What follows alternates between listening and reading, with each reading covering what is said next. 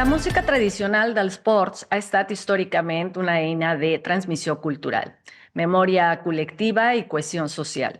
En aquest marc s'inscriu el treball de la Rondalla dels Ports i de l'associació Espai de So, un projecte compartit que combina interpretació musical i investigació per recuperar, preservar i difondre el patrimoni sonor del territori. La Rondalla dels Ports neix amb la voluntat de fer sonar de nou la música popular de la comarca i de les terres veïnes de l'Ebre, utilitzant instruments tradicionals com la bandúrria, la guitarra, el guitarró o el violí. El seu repertori parteix melodies i cançons transmeses oralment, lligades a les festes, als ritus i a la vida quotidiana, però presentades des d'una mirada actual que respecta l'essència de la tradició.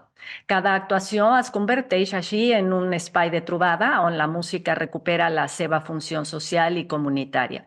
Paral·lelament, l'associació Espai de So desenvolupa una tasca continuada d'investigació etnomusical centrada en la documentació i l'estudi de les músiques d'arrel.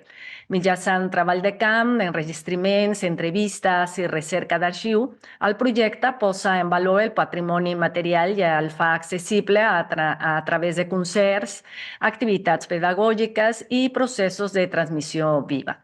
La recerca no es planteja com una finalitat en si mateixa, sinó com una eina al servei de la comunitat i de la pràctica musical. Aquesta relació estreta entre investigació i interpretació es veu reforçada amb la gira internacional que la Rondalla dels Ports i Espai de So inicien el proper 24 de gener per Mèxic, Guatemala i Costa Rica. Un viatge que, segons expliquen ells mateixos, està concebut com un espai d'intercanvi cultural i aprenentatge mutu, on la música tradicional dels ports entra en diàleg amb altres tradicions populars d'arrel. Durant la gira, el projecte desplegarà un ampli ventall d'activitats que inclouen presentacions en directe de la rondalla, tallers formatius sobre instruments, repertoris, així com trobades amb músics, col·lectius i investigadors locals. A més, el programa incorpora homenatges a catalans, mallorquins de les Illes Balears, valencians i aragonesos exiliats de la Guerra Civil.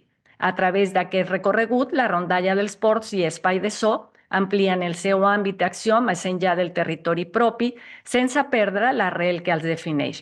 La gira esdevé així una prolongació natural del seu projecte cultural, compartir allò que s'ha heretat, escoltar altres veus i tornar amb noves experiències que continuen alimentant una tradició viva i en constant transformació. Us avancem també que tenim una entrevista amb ells al nostre programa Pensaveus Compartides.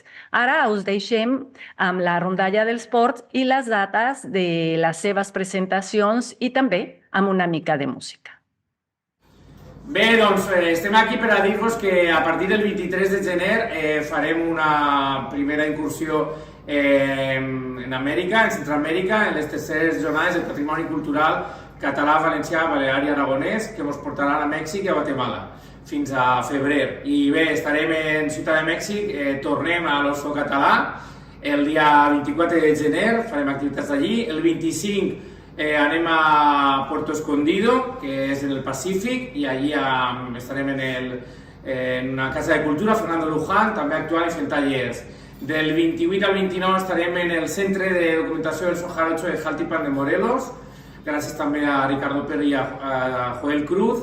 I el Sendemà, que és el dia 30, divendres 30, estarem a Santiago Tuzla perquè participarem en la tradició de la rama, la veurem, i també en algun fandango que segur que organitzen en aquella localitat.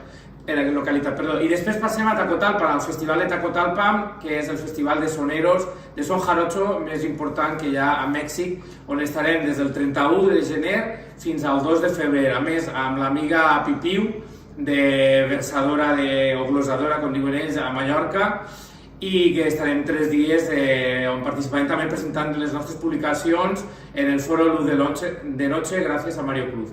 Per allà acabar en Playa Vicente, en el estat de Veracruz, en la Universitat para el Benestar Benito Juárez, on farem alguns tallers, alguns de nosaltres, gràcies a Diego Almazán i la família Barradas de Soneros de Texechocán. I una altra part anirem a Guatemala a visitar precisament una família de vinarosencs, que és la família Artola. i ja ens en tornem el dia 7 de febrer i ja busquem, estarem fins al mes de juliol preparant la segona incursió que farem i de la qual llavors en parlarem. Així que seguiu-nos per les xarxes i gràcies per escoltar-nos, que vagi molt bé.